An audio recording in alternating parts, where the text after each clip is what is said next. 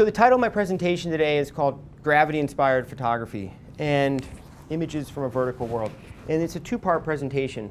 The first part will focus on more extreme skiing images from Alaska, talk about what goes into making those images, some behind the scenes from one trip in particular in Petersburg, Alaska. And then the second part of the trip will focus on a ski expedition I did to Shishapangma, which is an 8,000 meter peak in Tibet. And so we'll focus on that trip. I'll give the presentation. It will be a little bit around an hour, and then once it's over, there'll be tons of time for question and answers, whatever you want to know, behind the scenes, techniques, gear. Floor will be open for you to ask questions. And this is not working. Okay, Alaska. I've been making yearly, if not multiple trips per year to Alaska for over a decade. I keep going back there for climbing expeditions, for skiing expeditions, and I love it. It's a magical place that gets in your veins, and it's like no other place I've been on Earth. And for the last 5 years, I've been working with a film company out of Jackson Hole, Wyoming called Teton Gravity Research. And Teton Gravity Research is one of the preeminent film skiing companies, and working with them is amazing because I get to work with professional athletes that are at the top of their game in beautiful places all over the world, and I get to combine my passions of both being a skier and an athlete as well as a photographer. And I also get to go to places like Alaska and film with them and make images like the ones you're seeing here that I'm only able to create in Alaska, because in Alaska, for me, is where it all comes together. It's the perfect storm of conditions, of athletes, of terrain, of weather, and I'm able to create truly unique, powerful, and compelling images. And it's the reason why I go back year after year, despite the weather, despite the challenges, despite the commitment, to make these images, because it's in my veins. And Alaska for TGR and a film company, it's the biggest part of the year, and it always happens in the spring, and it happens at a time when we've all been filming and working together and training, and we come together at the end of the year, and for me, Alaska is the Super Bowl of skiing. It's the big finale to the season. And the reason why these shots, again, I'm showing you now, is because they represent the reason why we make the sacrifices to go there and to film and to create images. And so after a lot of years working in places like Haines, we wanted to go somewhere different. We wanted to experience something new. We wanted to explore unskied terrain, discover new mountains for ourselves, and be away from other film companies, be away from other skiers. And so we decided on this little fishing village known as Petersburg, Alaska. And Petersburg is about 100 miles south of Juneau. And it's a little fishing village. It's a really authentic village. I've been all over Alaska, and a lot of Alaska is beautiful, but it's also overrun with tourists and people. And Petersburg is nice because there are no tourists and because it is truly a local Alaskan town. And this is pretty much the entire town that you're seeing here. And when we arrived in Petersburg, we were blown away by the mountains and what we were seeing around us. And here's a shot from the harbor, and you can look back. You can see the peaks all around you. And really, aside from a handful of mountaineers that have come there over the years to climb peaks like the Devil's Thumb or Mount Burkett, no one had really come to Petersburg, and certainly no skiers had ever come there. And so we were a little bit of a celebrity fixture in town because everybody wanted to know what we were doing and why would we come to a place like Petersburg to go skiing. And the reason we came to Petersburg is because we wanted to check out these mountains. And literally the first day we got there, the weather was okay, which isn't always the case in Southeast Alaska. And so we got to go out in the mountains and explore some of the terrain that we wanted to ski in. And that first day we went out on both helicopter as well as a fixed wing flight and literally mapped aerially every inch of permitted terrain that we had to ski and film in and take photos, and really just assess, okay, what are the options here? Because we had no idea. We had looked on Google Maps, and we had looked at topographical maps, but nobody had been here. So we didn't really know if there was going to be worthwhile skiing. And so we went out, we saw incredible opportunities, and we came back to the motel, and we were totally fired up about the potential. And so what we are doing here is we come back and we set up the war room, where we put a bunch of topo maps on the wall, and you can see these little tabs on the map. Those are where we've started to identify, okay, this is potential ski terrain. And this is all stuff we've seen from the air. And we start putting these little tabs on there, whether it's morning shot, afternoon shot, how it corresponds with the weather. And we began to really chart what the options were. And as I mentioned, based on that recon, we were really excited. And so the very next day, we actually had a small break in the weather, and we got to get out and explore and actually do some real skiing. And this image is of Sage Catabrigalosa, and it's the very first run, the very first skiing of that trip. And in this shot here, just previously, he had set off a big avalanche, and here he's narrowly avoiding a very serious situation. And in this next image, Seth Morrison, also on steep, committing terrain. And we only had a brief window that morning. The weather came back in, it shut down, clouded over, and that was it for the day. And what we learned from that first little dose of skiing was that, yeah, there's a lot of good options here. The terrain was quite a bit more serious and committing than we'd hoped. But at the end of the day, we were incredibly excited about what we found and ready for more. And we came back, and as it does in Southeast Alaska, it started raining. And at first we were like, no big deal. It's Southeast Alaska, it always rains here, and no big deal. We just figured, well, we'll spend a couple days at the bar, it will set us straight, get us ready, and then we'll be back in the mix. But the problem is that we started seeing weather forecasts like this. And where we'd look at the weather and it would be 10 straight days with not a chance for sun. And we began to get a little more worried. And this time lapse I'm showing you here, this is of Petersburg. This is actually out one of the hotel room windows. And this is what the average day was like. It would have little bits of sun mixed with rain, mixed with clouds, mixed with snow. And this is what every day looked like. I spent a total of 5 weeks in Petersburg on this trip, and the first 3 weeks I made it out exactly 1/2 day, that mission I just showed you the photos of.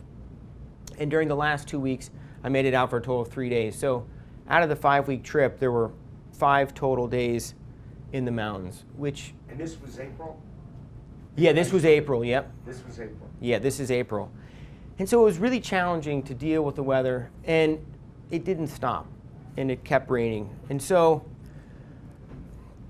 we would do things like explore the town, checking out the local Alaskan culture, and it took all of 2 hours to cover every square inch of the town. And we would wake up every morning at 5, hoping that the weather would change, because you can't depend on the weather forecast. Even though they say it's going to rain, you never know. So we would get up in the morning, suit up, hoping to get out and ski. This is in the motel room, working on gear, working on boots, pacing aimlessly as it rained outside, waiting, or Ian McIntosh here, looking at his computer, looking at the aerial photos that we had taken on the recon flights, dreaming about lines he had hoped to ski. And often we would head out and suit up and go to the airport. And it's not really an airport, it's more of a hangar. But we'd go to the hangar and wait, suit it up, because there might be a break in the weather, hoping that we would get out and ski. But it never happened, and we would go out and walk around and try and stretch our legs. One of the harder things about these trips is maintaining the motivation while you're waiting. And it's not like there's a lot of amenities in a place like Petersburg. There's 2 restaurants It's all bar food. There's not even a proper grocery store.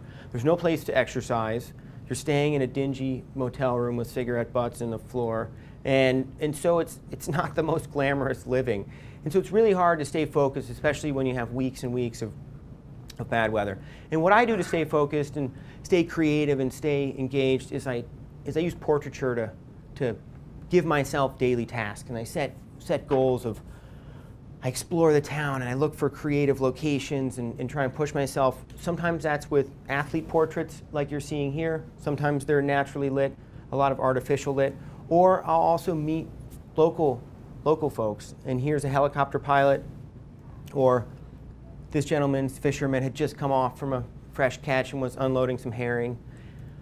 Or here, the local harbor master that has lived here for generations.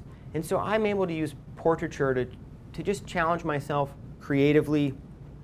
And I also really like the human connection. And a lot of what I try and do in my work is, on one hand, I'm shooting these extreme images of skiing, but I'm also trying to create a human connection to the athletes that you don't see in the photos, that you don't see in the ski image, and try and create a little bit of personality of who these skiers are behind these action shots. And also there's a lot of great backdrops in these small Alaskan towns, like these old boats or cool piers and whatnot. In addition to these environmental, outdoor lit portraits, I also set up sort of a studio in my motel room and create more intimate black and white portraits of these athletes. And I have an ongoing project that I've been working on for years, and it's just these intimate, sort of tight portraits. And I focus on the eyes, I focus on the emotion, try and create connection with my subject. And most of these are all studio lit. This one actually is just a natural light with a nice shallow prime lens. And like I said, these are part of an ongoing personal project I have, and it's a way I connect, maintain motivation, stay creative, and give that counterpoint to these extreme athletes. And so, so after all these portraits and waiting for weeks and weeks, we were really at our wits' end toward the end of this weather spell, actually thinking that we were never even going to be able to get out and ski.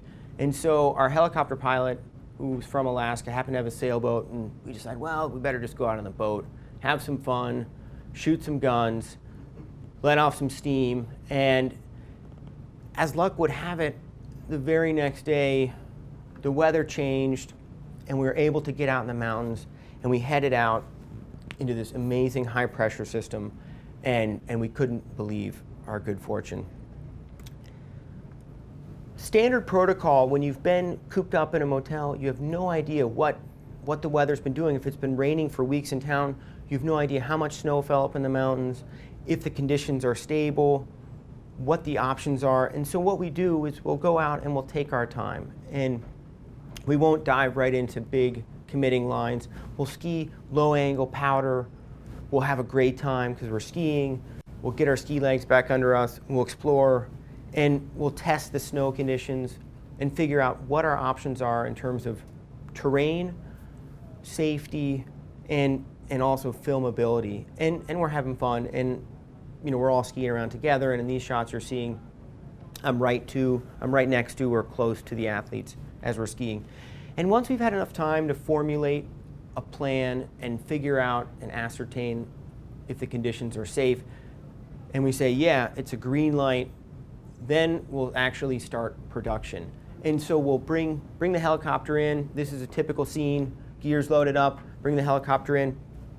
And how this works is the athletes will sort of determine what they're interested in skiing, and they will lead that charge in terms of the actual film lines. And so they will load up first in a helicopter. Here you can see the doors are off the helicopter. This is what it looks like. Athletes are in there, skis are on the side. They'll load up first and head out to their chosen lines. You can see the helicopter in the air. They're just sort of clipped in with seatbelts with the door off. And the reason they do that is because they're doing what's called a toe-in landing in really steep exposed terrain, and so it's not actually possible to land the helicopter where they're getting out to ski. They will just tow in, and the helicopter's under power. It's called a tow-in landing, and they're just sort of resting the skids of the helicopter on this ridge line. And once they're there, they'll jump out, grab their skis, and the helicopter's off, and that's it. And at that point, we'll just have radio communication. And you can just barely see a skier on this ridge line right by that first rock poking out. And here's what it looks like, an aerial view of a skier staring down a 60-degree face that he's getting ready to ski. So after the athletes are in position, we'll then have one film crew, which we call the Barbie Angle. The reason we call it the Barbie Angle is because you often hang out there long enough to pull out the barbecue grill. And here's what a Barbie Angle looks like. It's usually a side angle or a cross valley angle, and there's typically one cinematographer and one photographer. Here's another view of a different Barbie Angle, but you're positioned somewhere on a ridge line or maybe in the flats in the valley, wherever aesthetically it works to capture a different angle. So we'll load and transport the Barbie Angle. And then the other angle is the helicopter angle. And the helicopter angle is by far the best. And it's what I live for when I go up there, because the helicopter provides truly the most unique perspective that you're never going to get any other way. And so in the helicopter, it just looks the same as that image you saw of the athletes with the door off. There'll be one cinematographer, one photographer, and in this image you can see us both sort of side by side looking down. And we'll rig in, we'll use climbing harnesses, we'll clip in to the helicopter because we're actually leaning out and tensioning off that line so we can get out in the open. And once we're all clipped in, once we're ready to go, we'll communicate again via radios. The athletes are standing, and then once everyone's ready, we'll lift the helicopter and get ready to film. And the first thing we'll do is we'll take a couple dry runs, figure out the pattern, make sure that we like everything. And once you've done a dry run, then the action starts. And the helicopter, as much as it's an amazing angle, it's also quite stressful, and it has its own challenges. And part of that stress is because we've been waiting for weeks and weeks to have this opportunity, and you only get one chance. And yeah, the helicopter provides these incredible perspectives that you can't get otherwise, but it's also not perfect. You have to make split-second decisions about composition or how you want to frame something or what's going to happen, and as much as you have a plan, it's out of your control because you're not flying the helicopter. And so there's all these variables in the line, while at the same time there's the pressure to get the shot because this might be the only time you get to make images on this trip, and you've invested a ton of money and a ton of energy, and you have companies that are paying me to be there, and the athletes have the sponsors that are paying them to be there. And so there's a lot of pressure on the line. It's also challenging because of the environmental conditions. It's really cold, the helicopter's flying, and in order to operate the camera, you have to wear thin gloves, but it's freezing. It's winter, and you're flying around at speed at elevation. And so your fingers freeze, and like I said, it's not without challenges. The actual filming, when we're ready to go, is the helicopter's doing more or less a controlled free fall, where they're making a controlled arcing pattern as the skier's descending, and at a certain point, they can't keep falling. They pull the collective, the helicopter shutters, and the shot's over. Once everything's in place, we're ready to roll, and the images you're going to see now are some of my favorite helicopter images from Alaska. And again, it's the reason why myself as a photographer, or TGR as a film company, or these athletes as skiers, this is why we endure the weather and the challenges we do to be able to have these opportunities and to be able to create images that we couldn't create elsewhere, or ski terrain that we couldn't ski elsewhere. And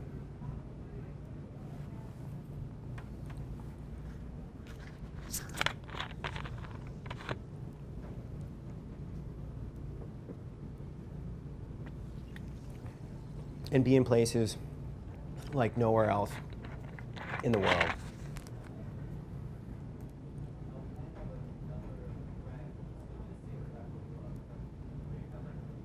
And this image here is of the Devil's Thumb. And I mentioned before about how you have to make all these split-second decisions about composition. Should I shoot tight? Should I shoot wide, horizontal, vertical? And there's a lot of pressure, and you don't have a second chance. And this image was the first descent of a really iconic peak, and I wanted to show the scale of the skier against this peak and the magnitude of the first descent, and I chose to shoot it wide. And I'm sorry, it looks like the images are getting clipped off the top of the screen, so sorry about that. But I chose to shoot it wide, and it worked, and I love that image. And then this final image was also from this trip, and again, it was a spontaneous split-second decision. Nobody knew that he was going to pull this, what's called a flat spin 360 off this crevasse. I chose to shoot it the way I did, composed, and I love it. And it remains my favorite image from that trip, and definitely one of my favorite images, one of my favorite ski images ever. Okay, the next part of my presentation is going to be on an expedition to Tibet. And again, as I mentioned when I started, if you're just showing up, there will be plenty of time at the end to ask questions about anything we're talking about here. So, Tibet. In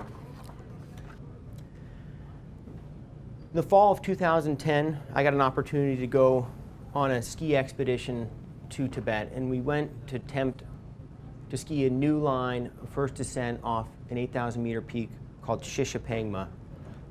And if you look at this map, you can sort of see somewhat sort of big picture Shishapangma, its relation to Kathmandu, and you can also see Mount Everest on there.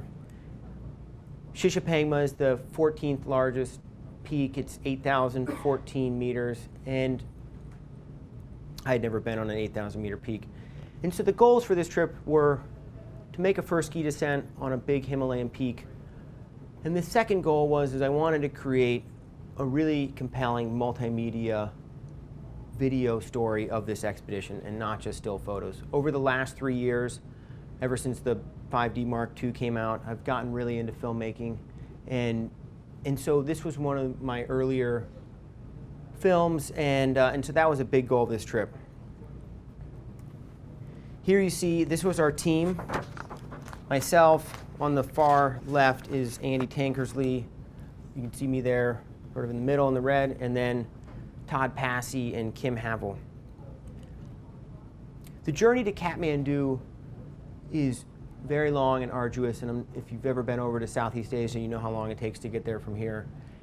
It's a 2-day journey, and part of the problem about being an expedition photographer is not just the travel itself, but it's the sheer amount of gear that you bring with you when you travel. And I had 3 70-pound bags of gear, not to mention my carry-on luggage, which I always push to the limit, and that was over 100 pounds. And I didn't even travel with my skis, somebody else took them. And so just the logistics involved in planning and preparation for this trip, the logistic involved in getting over to Kathmandu, it's pretty exhausting. And by the time we arrived in Kathmandu, we were all really excited to be there. And it's great to be in Kathmandu. When you go to a place like the Himalaya, or for us in Shishapangma, we could have actually flown into Lhasa or Kathmandu, and we chose to fly into Lhasa because, to Kathmandu, because it's cheaper and logistically it's way easier. I've been to Kathmandu before, and so it's comfortable, and I know people there. And it's also a great city. It's a 2,000-year-old ancient city. There's tons of culture. There's temples. It's beautiful. There's great food. And for the final preparations that we need to make before the expedition, it's just easy to get around and get everything done. And in addition to just enjoying the city, making these last-minute preparations, as I mentioned, my goal of the video, I was super fired up just to be shooting video and cruising around the streets, and the streets are crazy, and so I really enjoy that aspect of being able to not only get over jet lag and prep for the trip, but also just do a little sightseeing and push myself creatively with video and portraits and just explore this ancient, beautiful city before we left on the expedition. And this image right here, you can see sort of a really stripped down 8 DSLR rig. It's just on a still photo tripod. I've got a separate audio recorder on the top. And it's, when I travel like this, I try and go as light as possible. And I still bring a regular video tripod on these trips as well, but just moving through these crowded streets and in small places and just having as little gear as possible is great. And here you can see just the streets of Kathmandu, just shooting some handheld video. And these Canon DSLRs or Nikons or whatever they may be, they're really awesome for this kind of stuff. And so after 4 or 5 days in Kathmandu, it was time to finally head out and make the journey to base camp from Kathmandu. And even though it's only a couple hundred miles of roads, it took us 5 days to get there. And part of that is because, as you've seen here, there were landslides everywhere. The monsoon rains lasted longer than we anticipated. And so we got delayed for that. We also had to acclimatize on the drive. Here's an image staying in these border towns. And although it's really beautiful driving through the Himalayas, it's not, the roads are terrible. The roadside towns are not the most welcoming places. And the journey itself is pretty exhausting. And here you'll see, this is the border town right between China and Nepal. And at the end of the road in Nepal, we actually had to unload all of our gear, give it to local Nepalese porters who took it over the Friendship Bridge into China, and then switch vehicles and continue on our way. And the transition between Nepal and China was crazy. And here's the last image of Nepal. And you transition to China, and literally it's that stark of a contrast. And part of that's because the Chinese have been investing a ton of money into Tibet, into infrastructure, into roads. I mean, the roads were beautiful, they were brand new, had a much different landscape, a much different culture, obviously different on all levels. And there were high altitude greenhouses and solar panel installations. And so that transition from Nepal into China was pretty remarkable. And after 5 days, we finally made it into Chinese base camp. And here you can see base camp. You actually drive right to base camp at 16,500 feet. And that lorry in the back is what we use to transport all of our expedition gear. And then up until this point, it had been raining the whole time. And so it wasn't until we pulled into base camp here that we actually got a view of Shishapangma proper. And we were so excited to finally see the mountain, to have made the journey, to be done with the logistics and the driving, and to actually be on the expedition.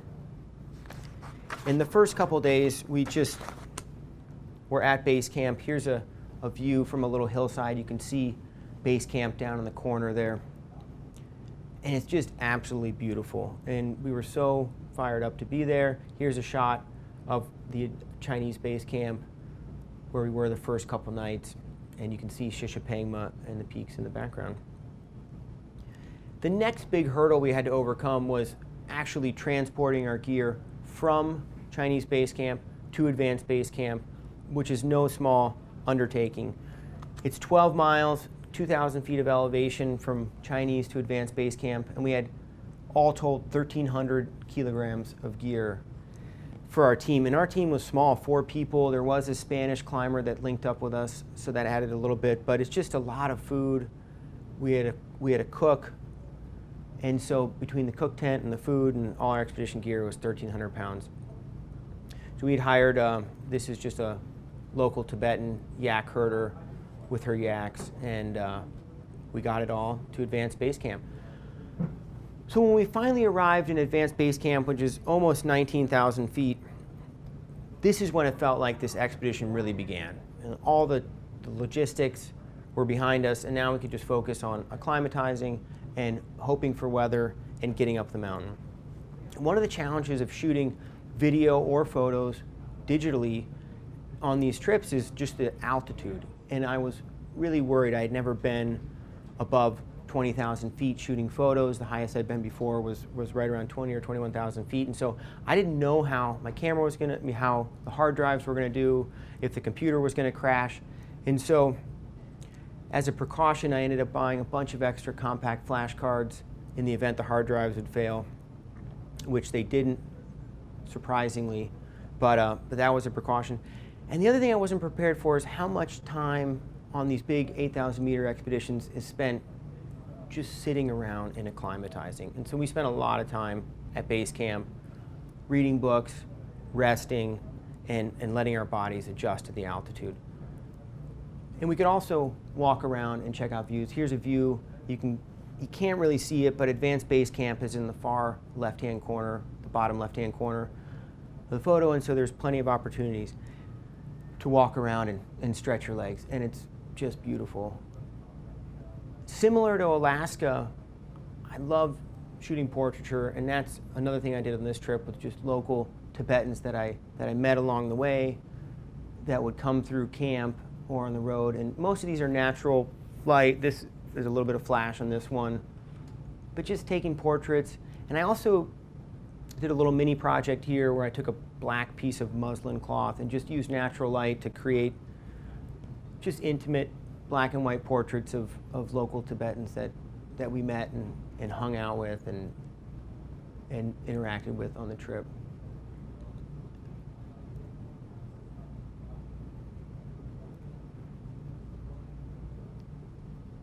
And before too long, here's another shot of just walking around.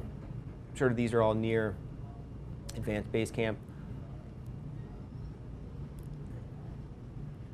And after a couple days in Advanced Base Camp, we could begin the process of actually acclimatizing higher on the mountain and carrying our gear up and ferrying loads. So we would go back and forth. We would go up to Camp 1 or all the way to Camp 2 and then come back down to Advanced Base Camp and rest. And before we headed up the mountain for the first time, we had what's called a puja, which is a Buddhist ceremonial blessing that a local Tibetan guide had performed with us just to bless us and help protect us on the upper mountain. So here's a shot of our little prayer ceremony before we headed up. And then we were off. And what you see there is walking along the moraine in front of the penitentes. The journey from Advanced Base Camp up to Camp 1, it's not particularly technically challenging, but it's just walking on moraine. Moraine is rock-covered glacier. And it's actually not that far, but it's tedious because of the loose rock, and then also crossing the penitentes, which you see here. And the penitentes form from just constant melting of snow and freezing, and it's these really cool pyramid-shaped ice formations. Here's a shot actually moving through this lower penitente section on the glacier. This is another shot in the penitentes, and it's this wild landscape. And this is, I put this in there just so you can kind of see a stripped down photo rig. You know, I've got a little tripod on my bag, just a camera in a pouch that's easily accessible. And the challenge on a trip like this for me is that not only am I shooting video and photos for clients, but I'm also a member of the team and an athlete on the team, and so I have to keep the equipment at the bare minimum to be able to perform at the altitudes and be up there. Once we crossed the penitentes and traveling up to Camp 1, we could stop hiking, and we were able to put skins on our skis. Here you can see putting climbing skins on the bottom of the skis, and that enables us to travel really efficiently over snow and up to Camp 1. And here's a shot of actually skinning up the mountain. And again, the challenges are not so much the technical difficulty of the climb, it's just dealing with the challenges of altitude and what that means physically. And here's a shot of Camp 1. You can see cooking in the tent. This is pretty common to cook in what's called the vestibule, that little front area on the tent. And really moving up the mountain, it's all about sort of the day-to-day life tasks, just trying to eat, trying to hydrate, and trying to make your way up the mountain. Getting from Camp 1 up to Camp 2, again, is not technically challenging, but it's just dealing with altitude. Here we're at just about 7,000 meters, and this was sort of the transition point where it went from being somewhat manageable tired to starting to feel pretty bad. but it was absolutely beautiful. You can see the Tibetan Plateau. That's at itself 15 or 16,000 feet down there. Here's a shot heading up with the upper mountain behind. That's Andy up there. And then this shot here is of Camp 2. When we were on the mountain, there were a bunch of other teams, but the teams prior to our attempt to go up on the summit, some teams had found some bad weather, had been forced to retreat, their expeditions ended, and so this is actually us up at Camp 2 on what became our summit attempt. And it was really cool because a lot of Himalayan peaks are crowded, and for whatever reason for us this year on Shishapangma, we were the only people at this point at Camp 2 on the mountain. And it was really special because the weather had been forecasted to not be that good, and we just decided, well, let's go for it anyway. Here's a shot inside the tent at Camp 2, and although everyone's looking happy, it's not really the case. And the tent's super cramped, you feel terrible, everyone's coughing, it's really hard to eat, and you don't feel like eating, and so it's not a good night's sleep, nor was it. But like I said, we were the only people on the mountain. We didn't expect the weather to be this good, and we found ourselves alone on an 8,000 meter peak with great weather, and we were fired up and we were set. We're like, okay, we're going to go for the summit tomorrow. And this was our attempt. And this image here is at right around 25,000 feet, or sorry, just under 25,000 feet, Camp 3. And we didn't actually stay at Camp 3, but we went from Camp 2. The goal was to go from Camp 2 to the summit. This is the weather we had on summit day. It was beautiful. And we made it to Camp 3 in pretty good time. And here's us above Camp 3. This is about 25,000 feet. And unfortunately, one of my teammates was super sick, began to come down with some more serious altitude illness, was delirious, was losing his coordination.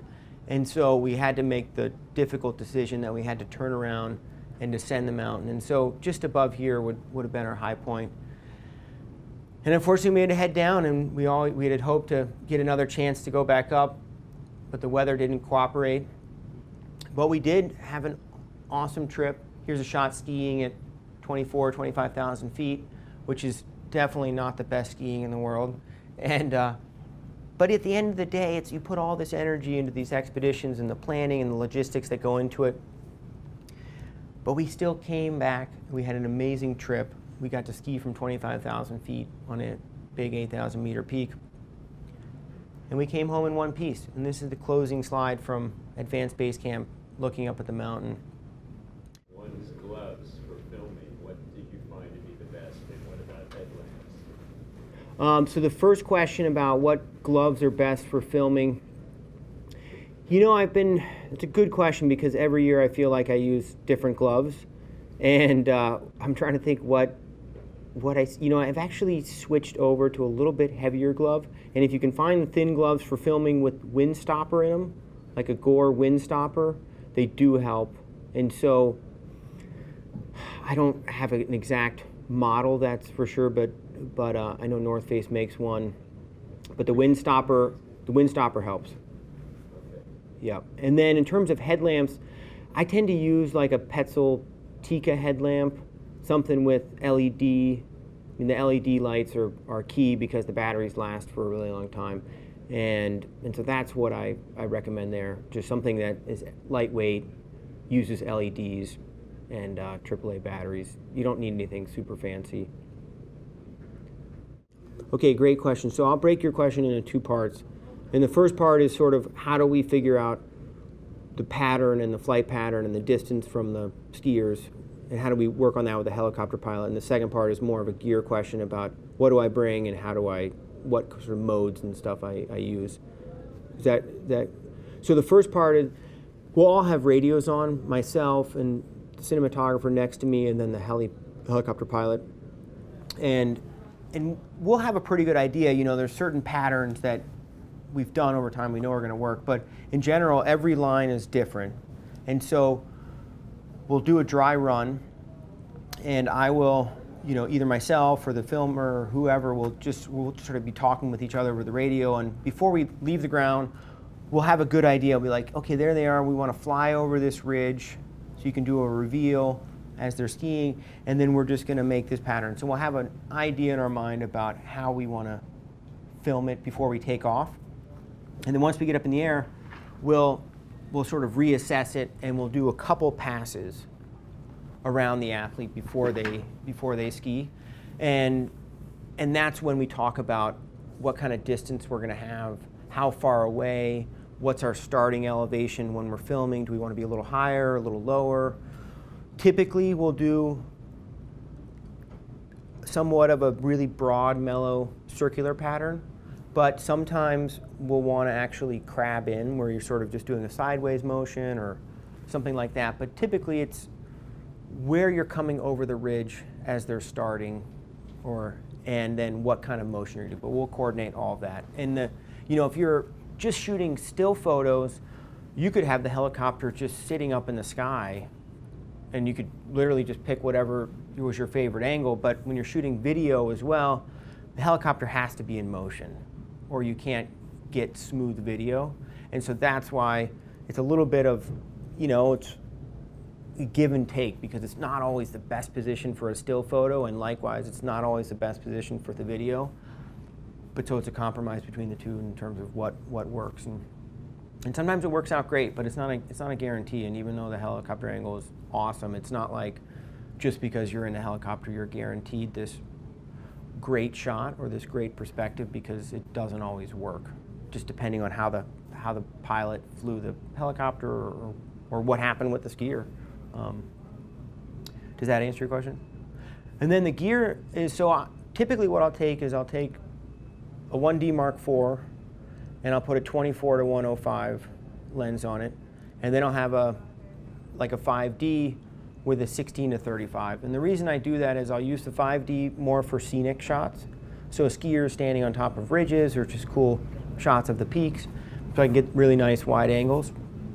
And then really I find that the 24 to 105 in the helicopter is all I need. I don't typically want to go tighter than that, because when I'm shooting those types of shots in Alaska, I want to be able to tell the story of the line. What's the exposure below?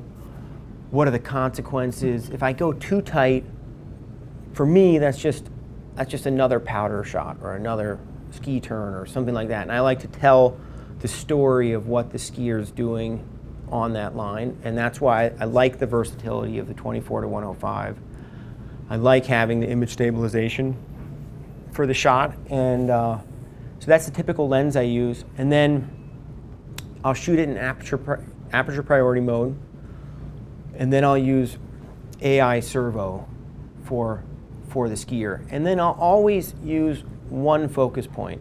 So I'll decide before, when we're doing the dry runs that I was talking about, that's when I'm looking through the camera, figuring out, am I going to shoot this vertical, or am I going to shoot it horizontal? Or maybe I want to say at the start of the line, I want to shoot really wide and vertical, and then I'm going to get a little tighter in midline, and then halfway down I'm going to switch to more of a horizontal image. And so I can preset my focus point based on what I'm looking at.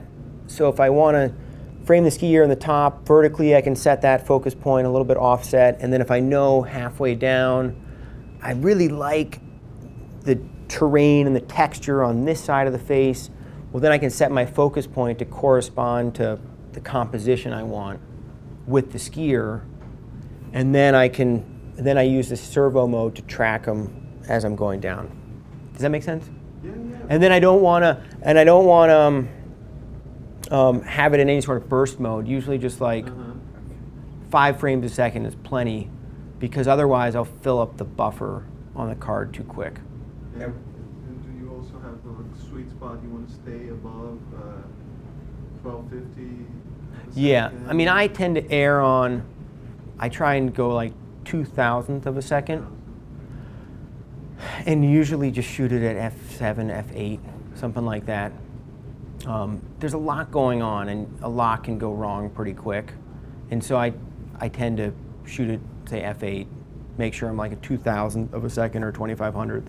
And all the light, all the shots, the light's so dramatic. I know, the peaks are pretty high. There's always another peak in the back. Sometimes, gives you shades and stuff. Yeah.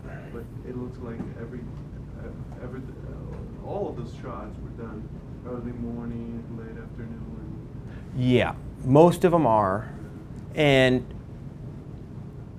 yeah, most of them are. It's also still winter or early spring in Alaska, so the light, the sun, the angle's pretty good. I mean, I love shooting on snow because snow is a giant reflector, and so the light to me is always great. Like winter light is my favorite for sure because you're getting so much reflectivity, and then you get either those morning shots or the sort of late afternoon shots with beautiful shadows and light, and yeah. So AI Servo Mode is basically just, instead of a single shot autofocus mode, it's a tracking mode. And so, you can get pretty techie and set it with all these nuances about how sensitive it is or what it responds to or when do you want the shutter to trigger. But in general, what it is AI Servo Mode is just, you set the focus point and then that focus changes as you're moving with your subject. You said you weren't shooting burst mode, but you was still saying you were doing up to 5 frames Exactly. a second. So that there was a small burst mode. Yeah, it's a small burst mode, but it's not like Right. 10 frames a second. Right.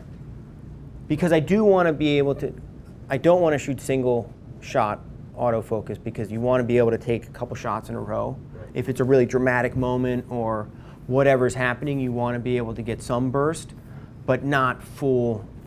Like if you're shooting say a jump or in the terrain park, that's when I use burst mode. Or if I'm doing a single powder turn on a slope, then I can use burst mode because It's hard to predict when the critical moment's going to be. well, yeah, it's hard to predict, and it happens. When the powder is flying out. Exactly, and that's why burst mode is great for those types of shots. But on these bigger lines, you've got to be careful not to fill up your buffer.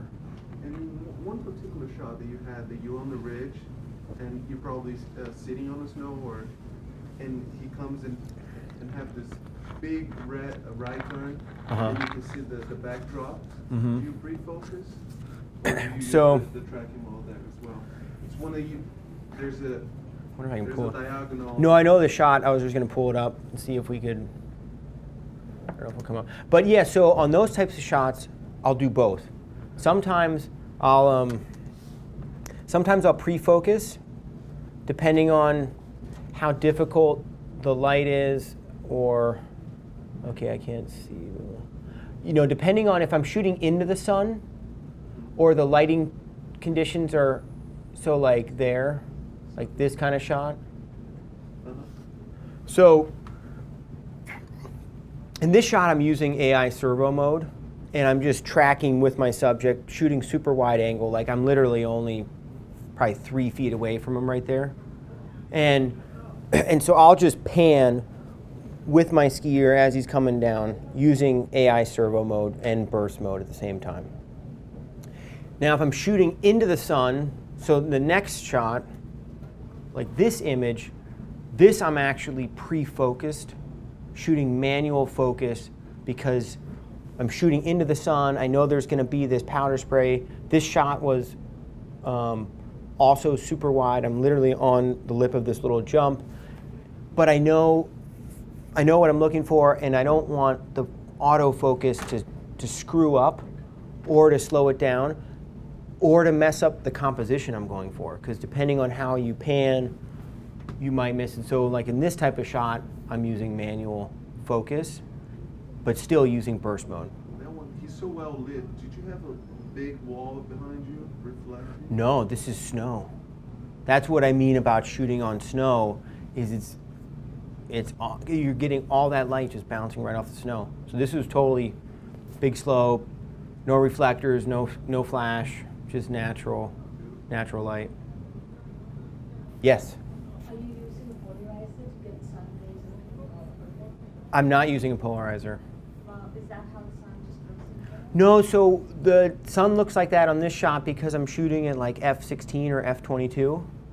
And it's also because it's wintertime and the sun is lower in the horizon. So it's much easier to get this sort of starburst in the wintertime than it is in the summer, or later or in the day or earlier in the day, and so in the winter it's really quite easier to get this sunburst because of where the sun's at in the horizon. What's that? You don't use any filters? I don't use any filters. I just use a basic UV filter. And occasionally I'll use a polarizer. I use a lot of filters in video, a lot of ND filters in video for sure. But in still photography, I don't really use them that much. And part of it's like at altitude or in the mountains sometimes, the polarizers can make things excessively dark or really almost blue. And I'm constantly switching lenses, and I just sort of work with just a basic UV filter. I don't do much cropping. Right. I do a little bit. I mean, there's always times where, like these shots, I don't do any cropping. Like there's just very little, like maybe 5%. But in general, I don't do much cropping, but there's always times, like none of these shots are cropped really more than 5 or 10%. Like I might adjust it a little bit to get the angle I want, or like something like that I might crop to just a couple percent to get that ski line coming right out the corner or something like that. But in general, there's not. And these images you're seeing now are cropped 16 by 9 to work with the presentation. So you're losing a little bit of the top and bottom, but they're not. But in general, they're not cropped that much. Now, everything you've shown us has been done on digital. Everything you saw today is all digital. All digital. Now, this, which is black and white, was it originally shot as black and white, or is it again something that became black and white in post-production? So everything I shoot raw. Right.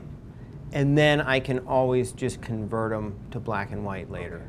Okay. And I do tend to look for images that make really nice black and whites. And but they're all shot raw. So Right. I mean, this. Okay.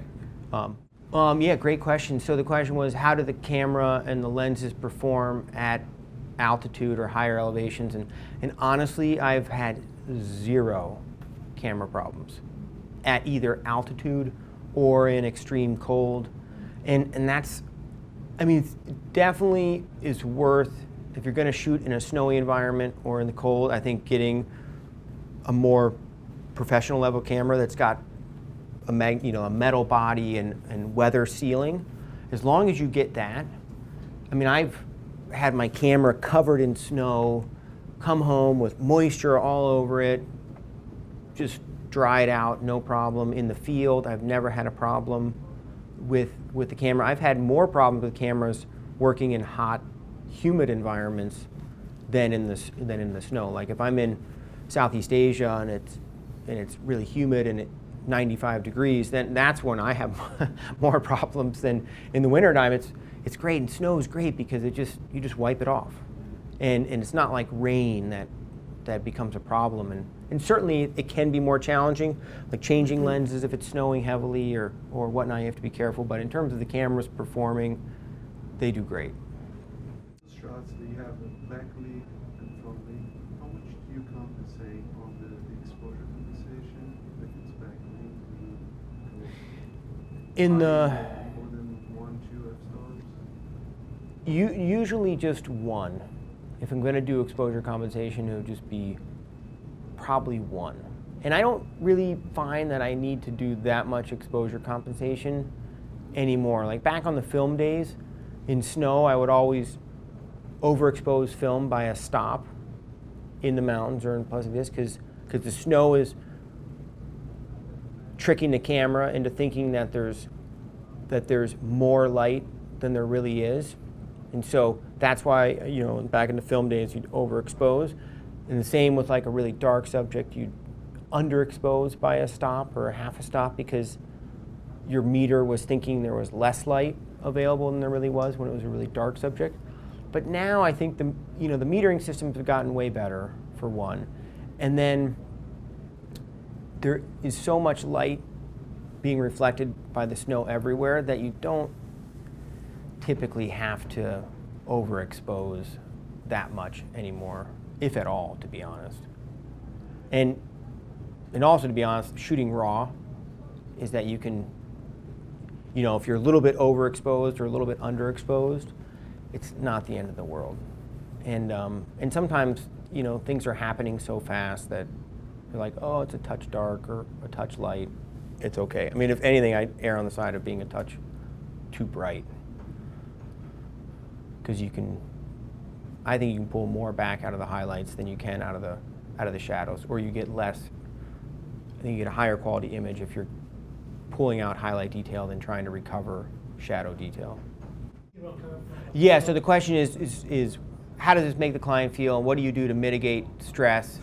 And yeah, I mean that's a good question. And honestly, there's nothing you can do. And part of the problem is you make a commitment to go somewhere, and it's an incredible amount of effort and resources to go somewhere, and you can't instantly pull the plug and say it's not working, let's go somewhere else. So you kind of just have to wait it out, and that's the nature of the game. Is the reason why you go up there for 3 to 5 weeks is because you need to have enough time to get the weather, because it always comes at some point. When it would be really stressful is if you went somewhere for a week or 10 days or even 2 weeks, then you don't have enough time, then you are screwed. But if you give yourself enough time, three weeks or more, then it's just kind of like, okay, we just have to wait. And the client understands that. The client understands that, one, there's risk involved, that somebody could get injured. I mean, I've had 2 major femur fractures on these trips. So it happens, people get injured. Or the snow doesn't work out. I mean, there's all kinds of factors, and that's part of the risk, is that you might get skunked or it might not happen. But typically, you always make it happen and get it done. And some years it might be a little bit better, or it might just be a perfect year or whatever. Some years you might have to work a little harder to get the same types of shots or the same footage. But at the end of the day, you give yourself time, it works out. Yeah, well, thank you so much for coming. Thank you. Yeah, appreciate it. For more information, please visit us online, give us a call, or stop by our New York City Superstore. You can also connect with us on the web.